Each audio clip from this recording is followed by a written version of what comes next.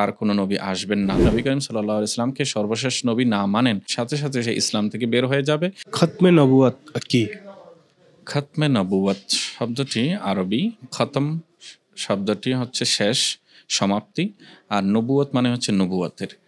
আমরা জানি মানুষকে হেদায়েত করার জন্য আল্লাহ সুবহানাহু ওয়া তাআলা যুগে, যুগে নবী রাসূল প্রেরণ করেছেন। নবী এবং রসুল এসেছেন মানুষকে সত্যের পথ দেখানোর জন্য, মিথ্যা থেকে দূরে নেয়ার জন্য। আল্লাহ সুবহানাহু ওয়া তাআলা হযরত আদম আলাইহিস সালামের মাধ্যমে এই কর্মসূচির সূচনা করেছেন এবং সেটার সমাপ্তি হয়েছে হযরত রাসূল করিম সাল্লাল্লাহু আলাইহি ওয়াসাল্লামের মাধ্যমে। পবিত্র কোরআনে আল্লাহ সুবহানাহু ওয়া তাআলা সূরা আযাবের ৪০ নম্বর আয়াতে পাকে ইরশাদ করেছেন, মা কানা মুহাম্মাদুন আবা আহাদিম মির রিজালিকুম ওয়ালাকিন রাসূলুল্লাহি ওয়া খাতামান নাবিয়্যিন। হযরত মুহাম্মদ সাল্লাল্লাহু আলাইহি ওয়াসাল্লাম তোমাদের কারো কোনো পুরুষের পিতা নন, বরঞ্চ তিনি রসুলুল্লাহ, আল্লাহর রসুল, এবং তিনি হচ্ছেন নবীগণের শেষ।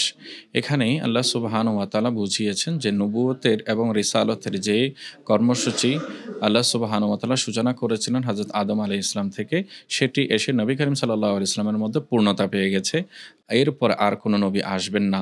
এবং পবিত্র কোরআনের সূচনা তো আমরা দেখতে পাই সূরা বাকারার মধ্যে আল্লাহ সুবহানাহু ওয়া তাআলা ইরশাদ করেছেন, ওয়াল্লাযীনা ইউমিনুনা বিমা উনজিলা ইলাইকা ওয়া মা উনজিলা মিন ক্বাবলিক। এখানে বলা হয়েছে মুমিন হচ্ছে তারাই যারা আপনার প্রতি নাজিলকৃত কিতাবের উপর ঈমান রাখবে এবং আপনার পূর্ববর্তী যে সকল নবী এসেছেন তাদের উপর অবতারিত কিতাবের উপর ঈমান রাখবে, বিশ্বাস রাখবে।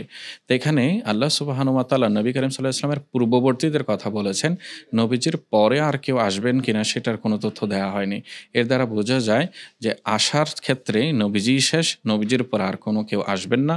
তাই এই বিশ্বাসটা আমাদের ঈমানের সাথে জড়িত, দ্বীনের সাথে জড়িত। কেউ যদি নবী করিম সাল্লাল্লাহু আলাইহি ওয়াসাল্লামকে সর্বশেষ নবী না মানেন এবং তারপরও যদি কোনো নবী আছেন বলেই সে অনুভব করে বা বিশ্বাস করে, তাহলে সাথে, সাথে সে ইসলাম থেকে বের হয়ে যাবে এবং সকল বিজ্ঞ আলোচকবৃন্দ, ওলামায়ে কেরাম এই কথার উপর একমত হয়েছেন, সে কাফের হয়ে যাবে, ইসলামের সীমা থেকে সে বেরিয়ে পড়বে।